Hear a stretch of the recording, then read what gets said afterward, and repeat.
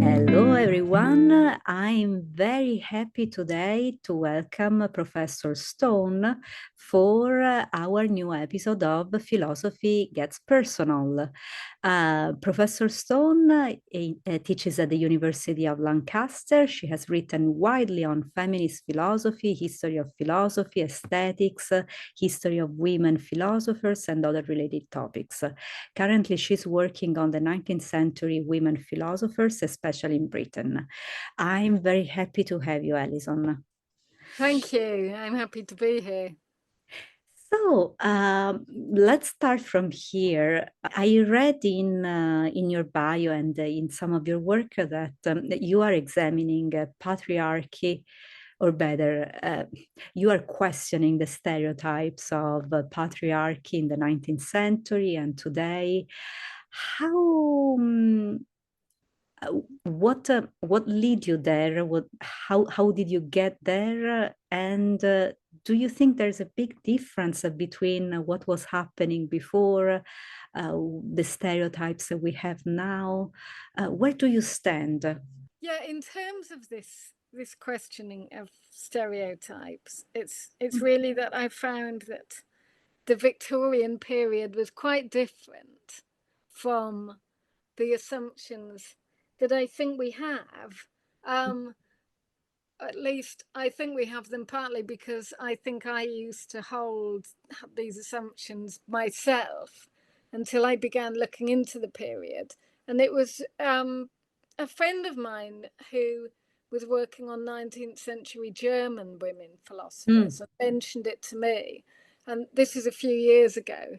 And then I just started thinking, oh, yeah, so who were the 19th century women philosophers?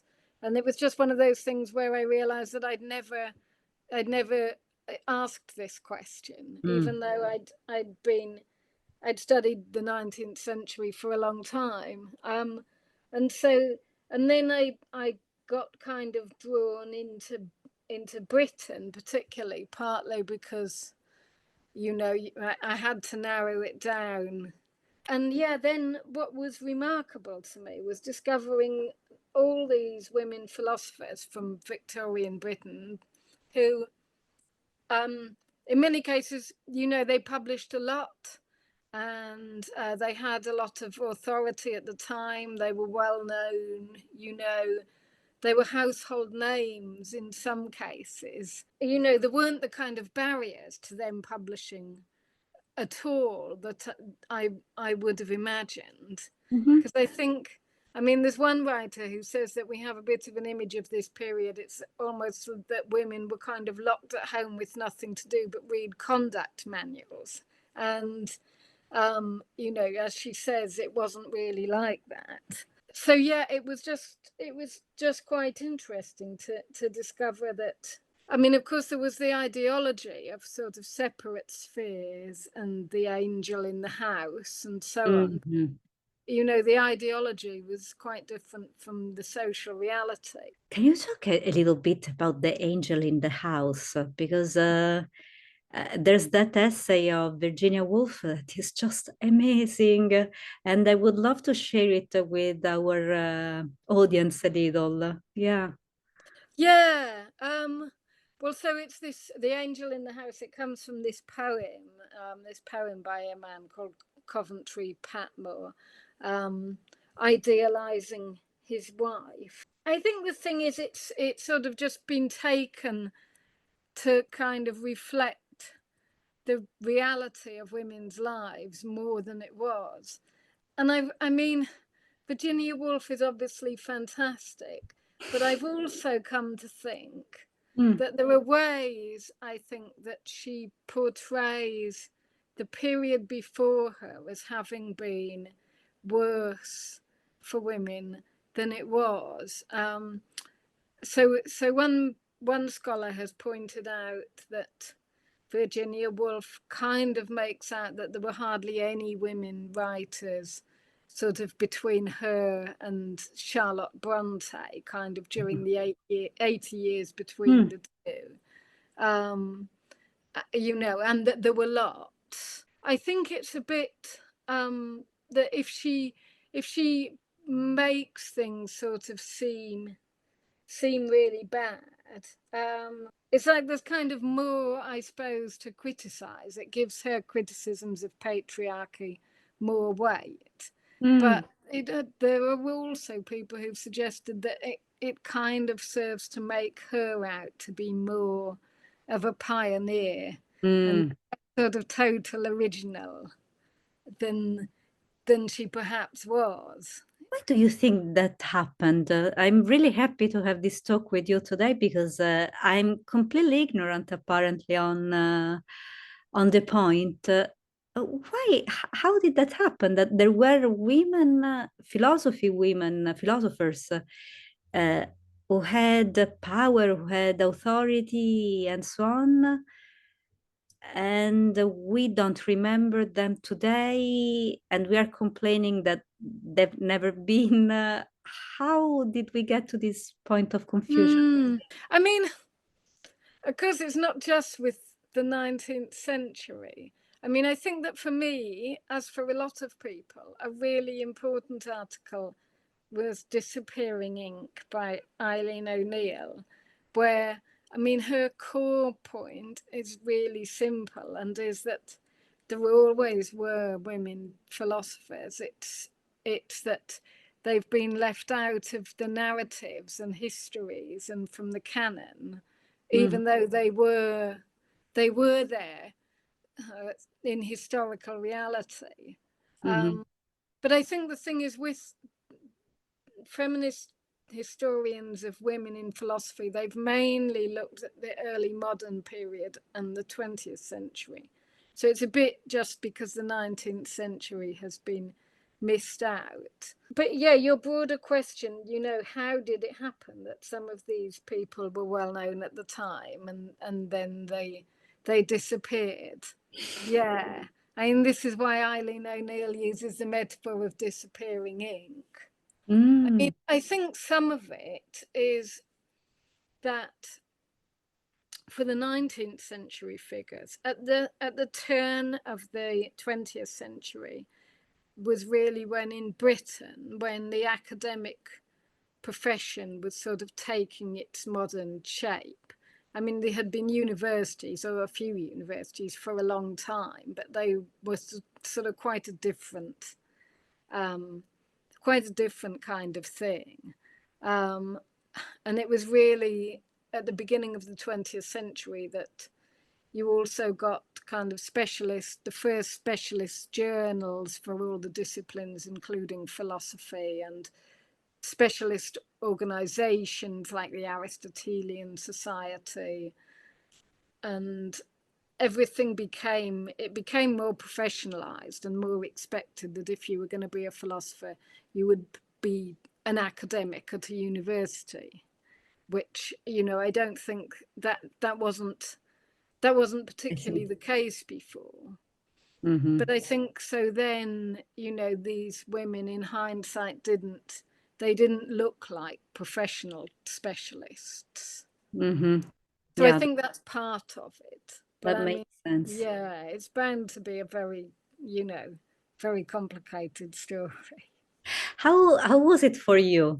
You are a name in philosophy. How did you get there? Did you have to cope with any stereotype?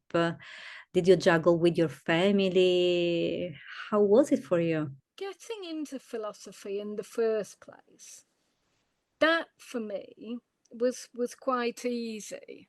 So when I was doing the A levels, which in Britain it's the stage from 16 to 18.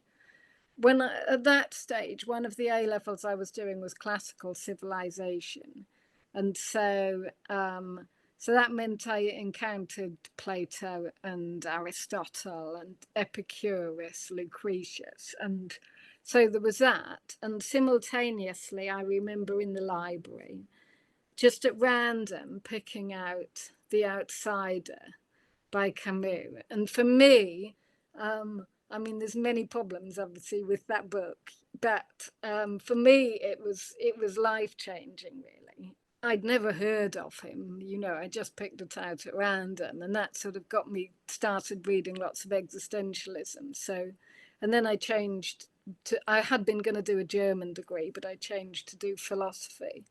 Um, during the PhD stage, though, I would say, because at some point during my degree, a friend of mine remarked at one point, "You're obviously going to do a PhD and become an academic." And when he said that, I thought, "Oh yeah, that's what I want to do."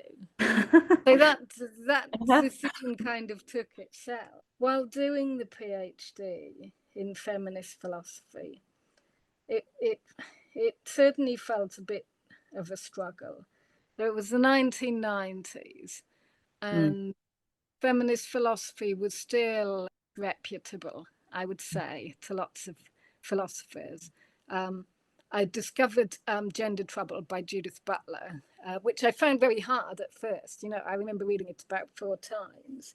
And, you know, philosophers would sort of keep saying to me, "Why on earth are you interested in this?" Mm. Which is, you know, it's strange in hindsight now that, you Yeah. know, Butler's one of the best known philosophers in the world. But so, but something that for me was an absolute kind of lifeline was that there was SWIP, Society for Women in Philosophy UK, and that was really important for me, sort of making, you know, then I felt like I wasn't kind of the only person who thought that feminist philosophy was important and worth pursuing. I mean, yeah, but there's been certainly there's been difficulties at other points as well, but yeah. And was it possible to have it all? I mean, to have your family and your academic career, your passion for philosophy, your time for yourself, or Yeah. were there sacrifices to your happiness along the way? I think that I mean I get very anxious. Very anxious. I would yeah, I would certainly describe myself as an anxious person. Whether that's sort of where the sacrifice has come, Mm. I don't know. I mean, when I first had my daughter, she's 16 now. Wow. When I first had her, I mean that was a very difficult time for me. I can remember being in hospital after having given birth to her and thinking, um, what have I done? What have because I know, but it was this sense of this just this My responsibility, God. Yes.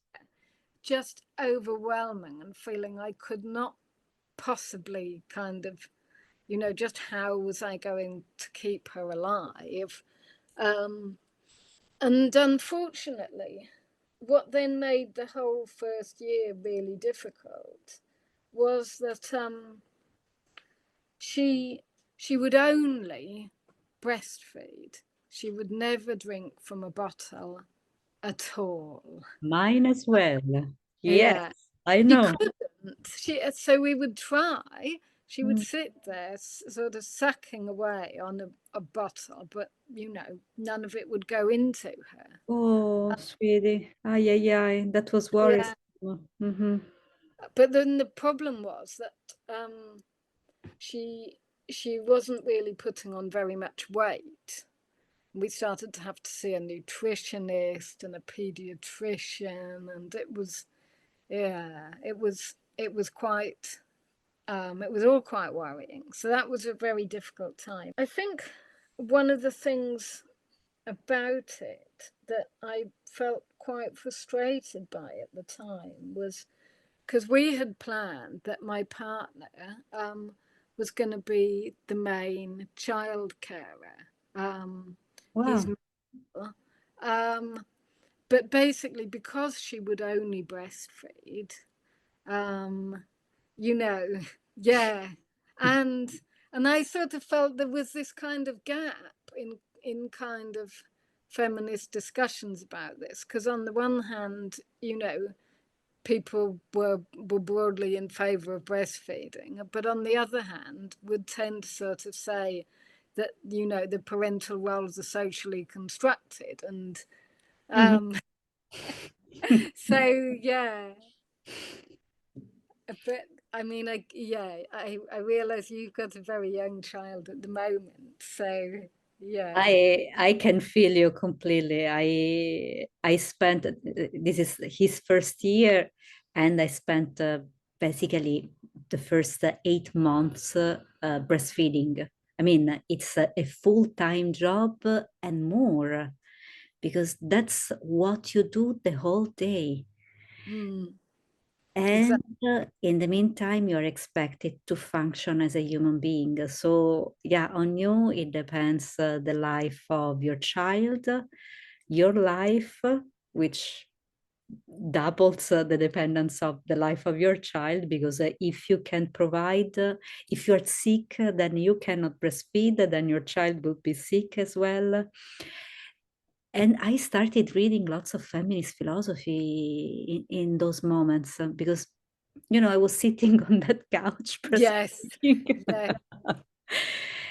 about and it's a pity that there is something now about philosophy of pregnancy, philosophy of motherhood, also about breastfeeding. There's a feminist philosopher who compared it to a modern vacuum cleaner that keeps you, I don't remember her name now, that keeps you down in the house and prevents you from being outside and doing anything else, actually. Mm.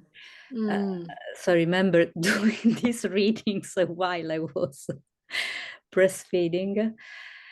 And yes, it's a wonderful experience, but at the same time, I understand your anxiety, and it's a pity that we started reflecting on it now in these recent centuries. I mean, yeah.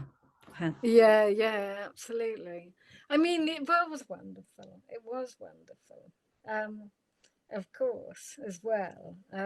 Yeah, I used to sit reading, but I mean, I felt too tired to Yeah, be yeah, reading a huge amount of philosophy. I think I was mainly reading novels. I mean, the sleep deep. aspect I found very difficult. Yeah, Yeah. it's been one Um, year that I don't sleep. yeah. Um, And yeah. they Yeah. So don't I tell don't us know. enough beforehand. Yeah. I There's mean, the idealization, I think.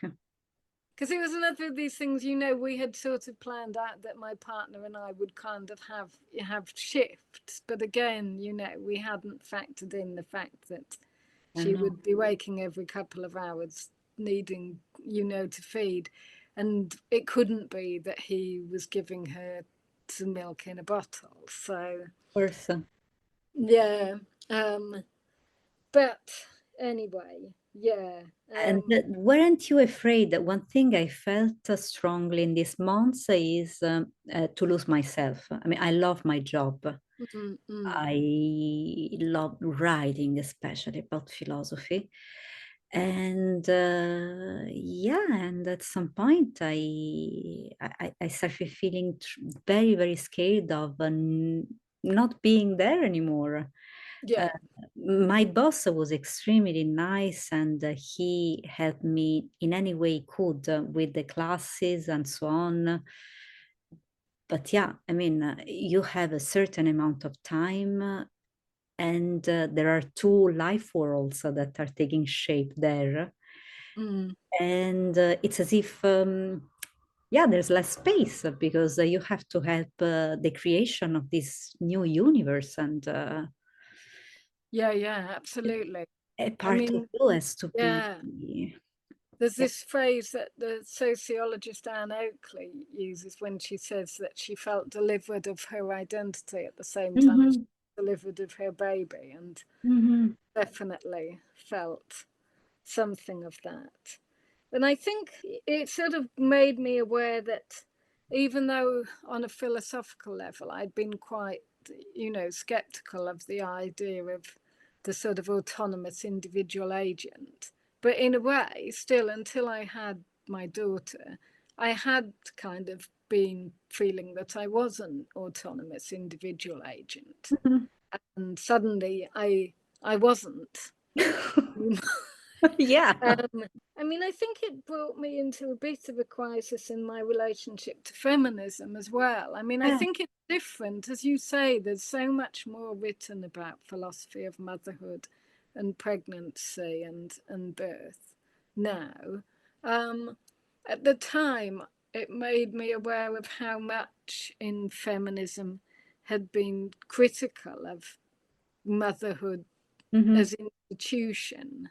Mhm. Um, and and so I came to feel that there'd been a lot more, that there seemed to have been a lot more of that.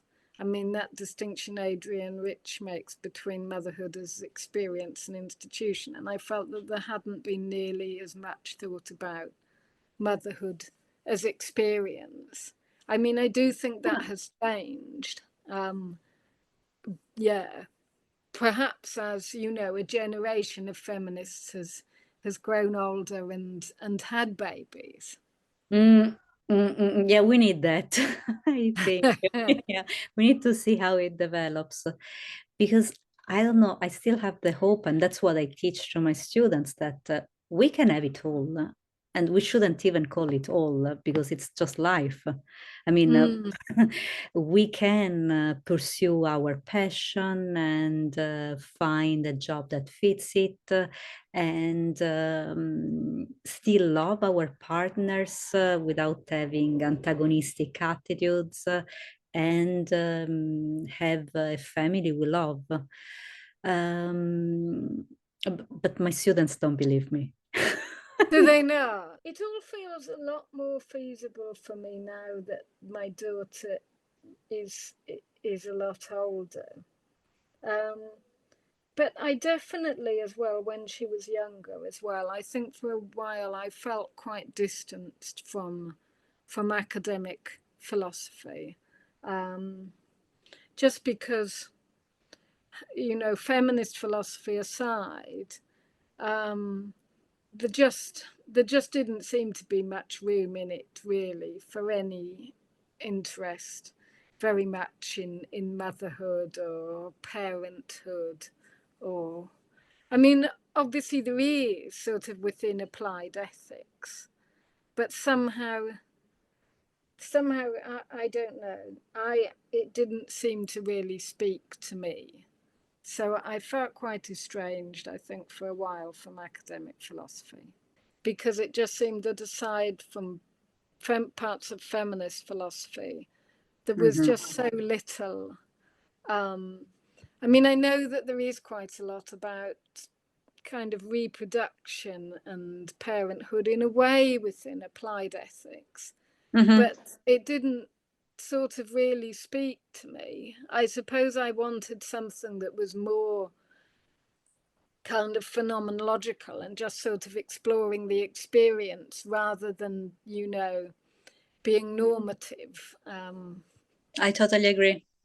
Yeah. I totally agree. Yeah, and now there's a few names of phenomenologists who are exploring the lived experience. I mean, on the practical sense, what do you have to cope with? Mm. And yeah, hopefully we are learning of yeah what it means.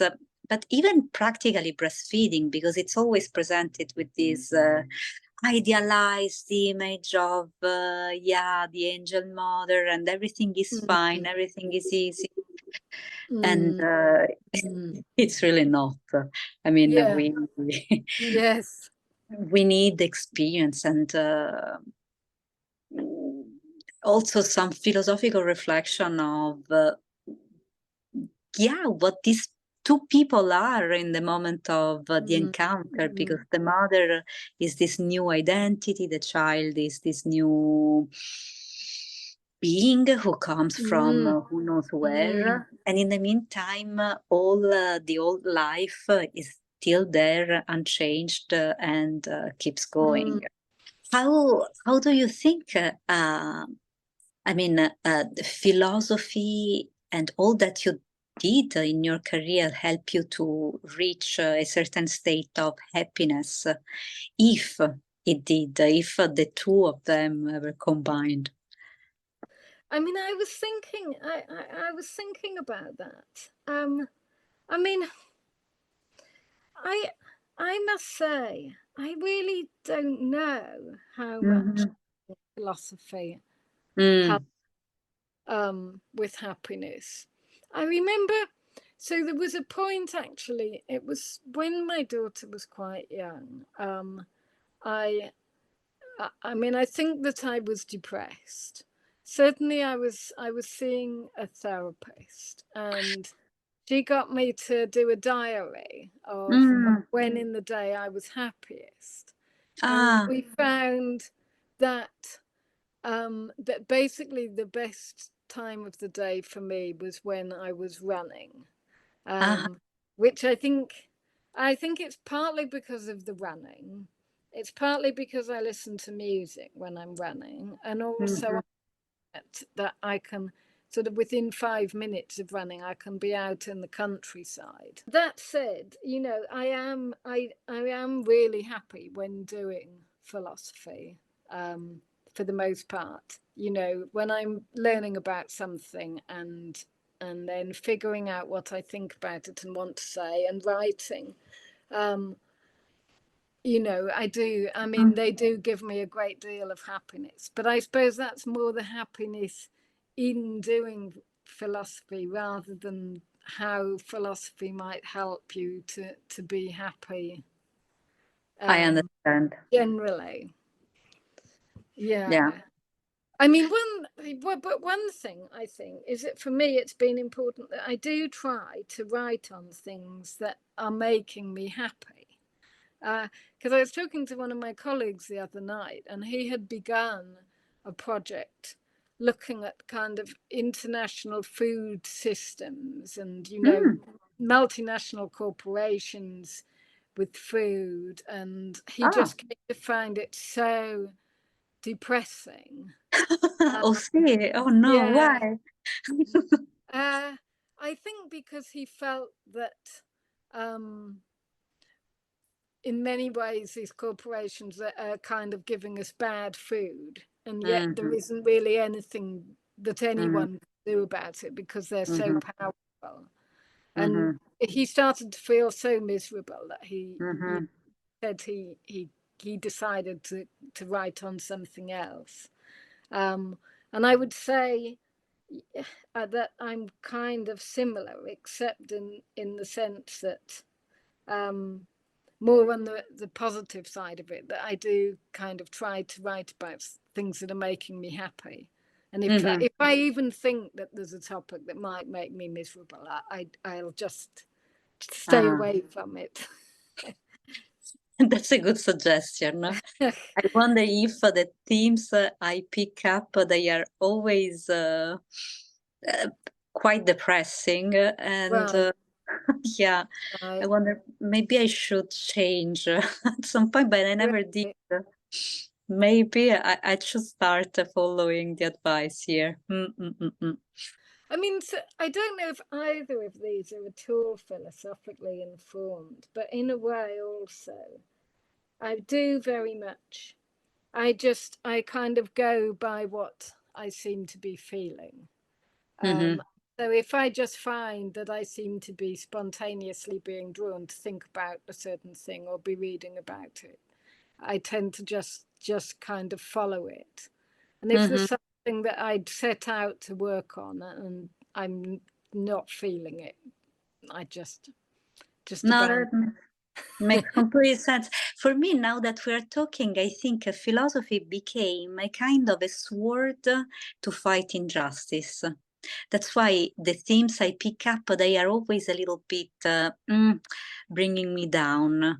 So Right. bioethics, I remember we had a beautiful conversation a while ago on miscarriages and how doctors were treating it, like a flu. I remember we were talking about that. And then I started writing about it because, oh my God, it can't be that in the 20th century we are still treating, 21st actually, treating miscarriages in that way and the health of women in that way, or Absolutely. environment. Yeah. Yeah.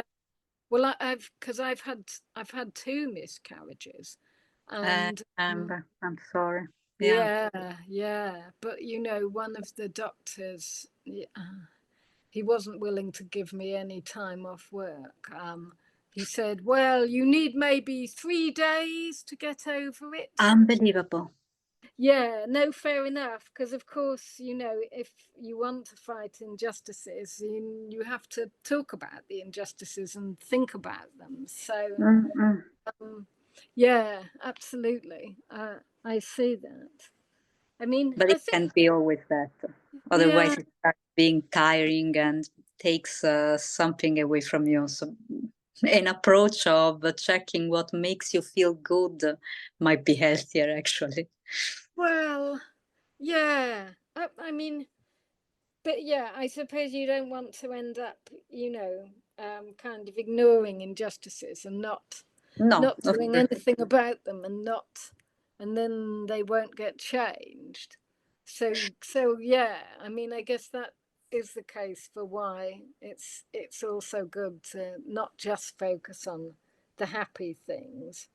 I mean, one of the other things I think that I've gradually learned, although I wouldn't say really I've learned it from philosophy, but people would often advise me to try things like yoga and meditation. Hmm. I Hmm. always used to come out of it feeling more frustrated than I'd gone in.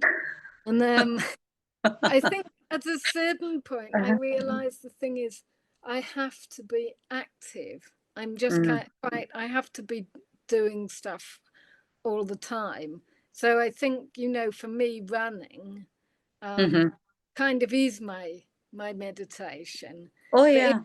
yeah, if with when it's like kind of sitting, if it's sitting type meditation, I'll just be kind of quietly like, I want to be doing something. I want to be doing something. I completely understand. Yeah, yeah.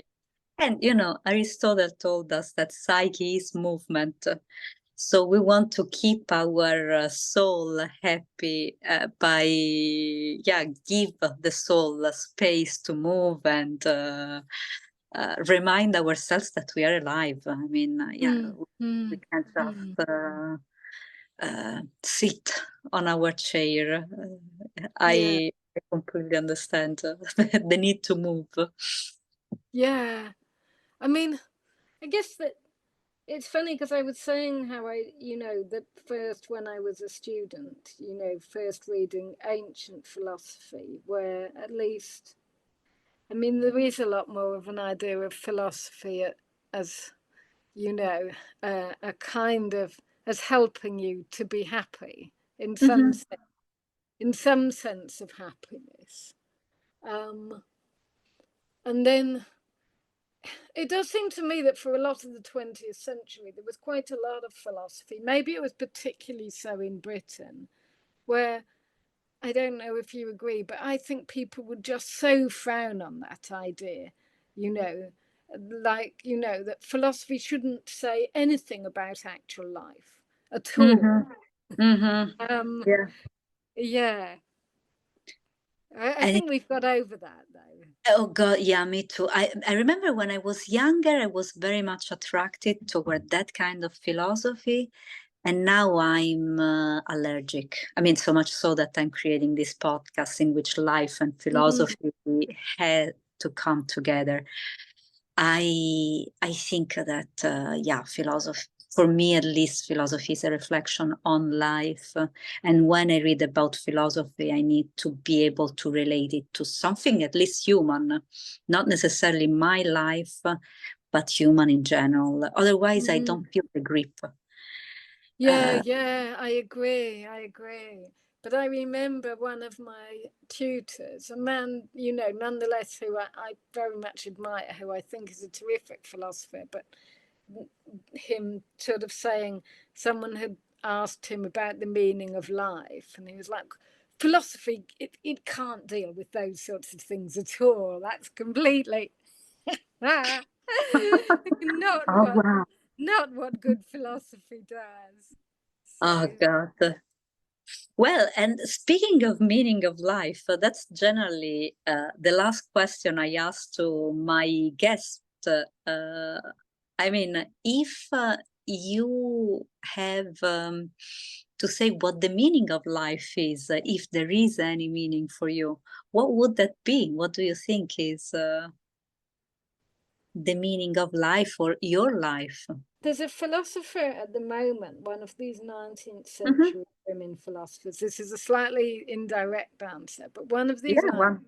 century women philosophers who I've become really taken by, Frances Power Cobb. Mm, And one of her sort of principles is that she thinks this is it, that it's self-evident that we ought to try to increase the happiness of all kind of sentient beings and reduce their suffering. It sounds mhm, a bit like utilitarianism, but she mhm, thought it wasn't, because she thought it was more just kind of intuitive. Um, that she thought, how could you really argue? How mhm, could you argue against this? Now, mhm, obviously, in practice, it becomes really difficult because you can't just be, you know, bestowing good things on all and sundry. It's not practically possible, and mhm, not always all that nice, and so on.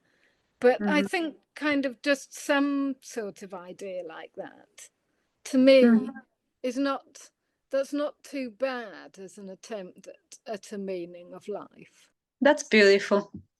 Yeah, I think that philosophy can, at least me, can help me to uh, find the meaning of life, uh, in the sense that it's not something constructed, it's not a package that is out there, but it's an endeavor that is up to us. And we have, as another guest of mine said a few weeks ago, we have a limited amount of time to cope with it, to find this meaning, and at each time it changes, and it's as if it also calls us to be found.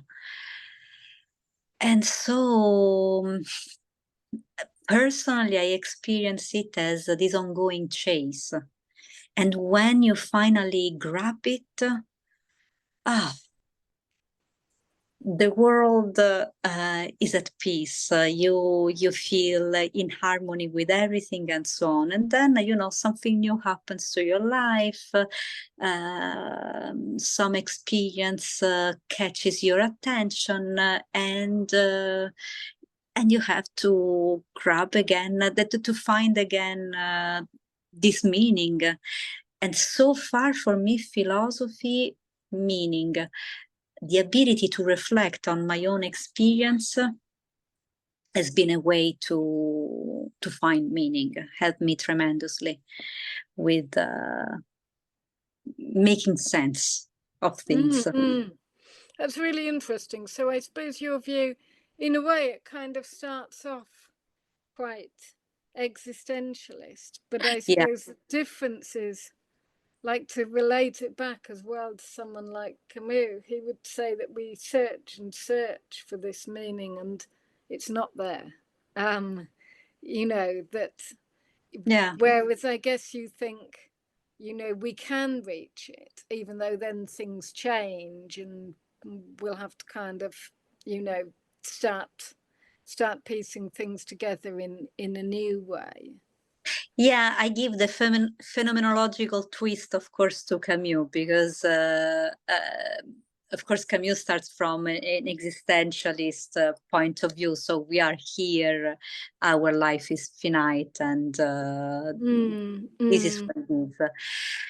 For me, there's always the Husserlian point of view for which, if you reflect on your lived experience, you you are the main author to make sense of this lived experience.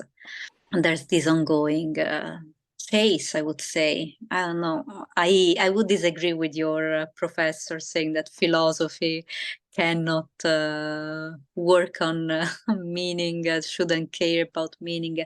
I mean, I understand it because it's also a theoretical discipline and it can bring important benefit to different sciences and the advancement of knowledge. So, but that is one of the many branches of philosophy. I mean, yeah, Yeah. I mean, I suppose another thing I think about the meaning of life is that people have so often related it to death, and you were exactly. mentioning Hmm. one of your conversation partners Hmm. who talked about finitude, and it's so much been the finitude of death.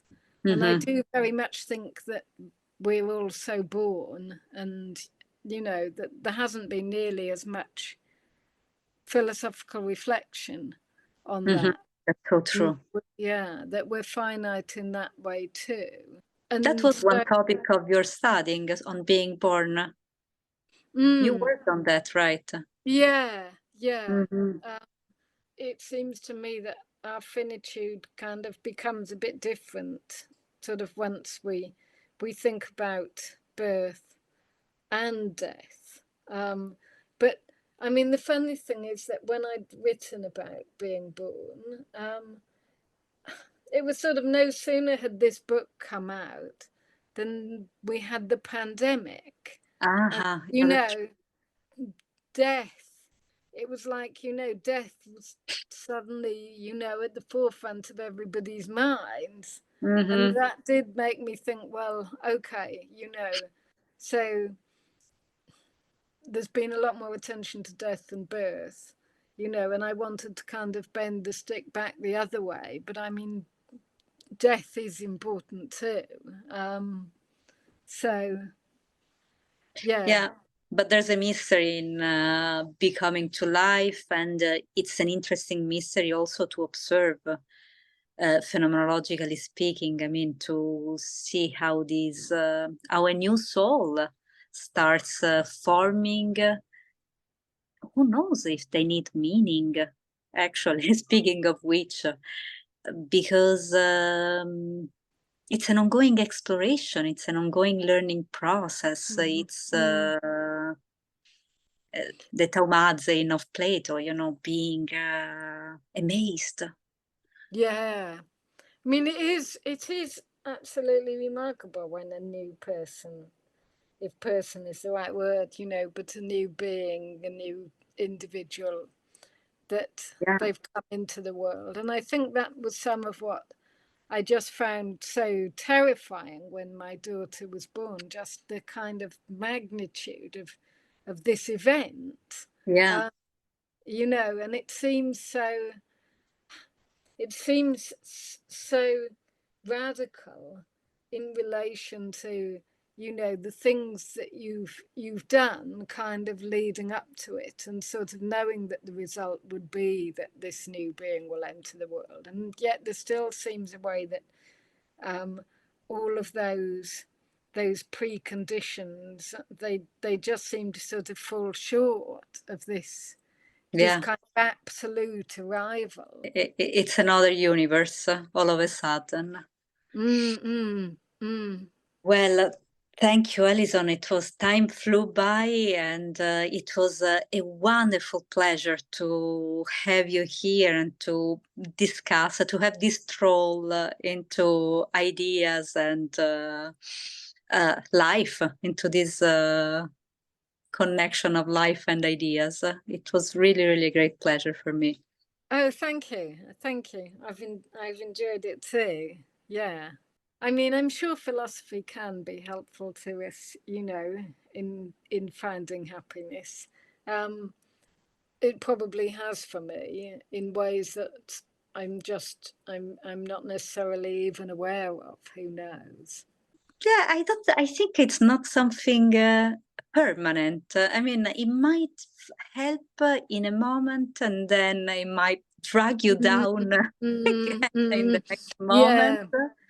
Yeah, yeah, And yeah. yeah, it's I don't know. There was an Italian writer, Pirandello, who compared philosophy to a kind of a lamp, a little lamp that you have in front of you that Mhm. illuminates the path that you are taking in the darkness.